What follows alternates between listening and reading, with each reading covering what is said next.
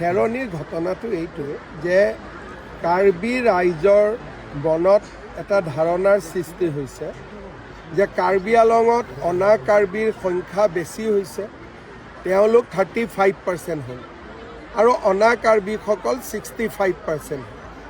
গতিকে তেওঁলোকে বিচাৰে যে মানুহক আমি তাৰ পৰা এভিকশ্যন কৰি পঠিয়াব লাগে।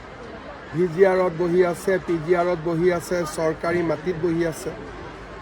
বিষয়টো আলাপ আলোচনা আৰু গোটেই বস্তুটো চিন্তা কৰি চাবলগীয়া বিষয়।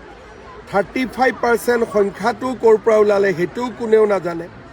গতিকে এই গোটেই বিষয়টো মই আলোচনা কৰিম সকলোৰে লগত আৰু আমি আলোচনা কৰি আমি সমাধানৰ ৰাস্তা বিচাৰিব লাগিব। কিন্তু যিটো ধৰণে কামটো কৰিব বিচৰা হৈছে তেনেকৈতো কেতিয়াও সমাধান নহ'ব। গণ্ডগোল হ'ব পাৰে, হুলস্থুল হ'ব পাৰে, কিন্তু হাজাৰ হাজাৰ মানুহকতো মাৰি মেলিতো আপুনি খেদি দিব নোৱাৰে। আমি অসমতে এতিয়া বাংলাদেশীসকলক বেয়া পাওঁ, এটা মাৰি ধৰিতো খেদি দিব নোৱাৰোঁ। সেইকাৰণে গণতান্ত্ৰিক দেশত গণতান্ত্ৰিক নিয়মেৰে কামবিলাক হ'ব লাগিব।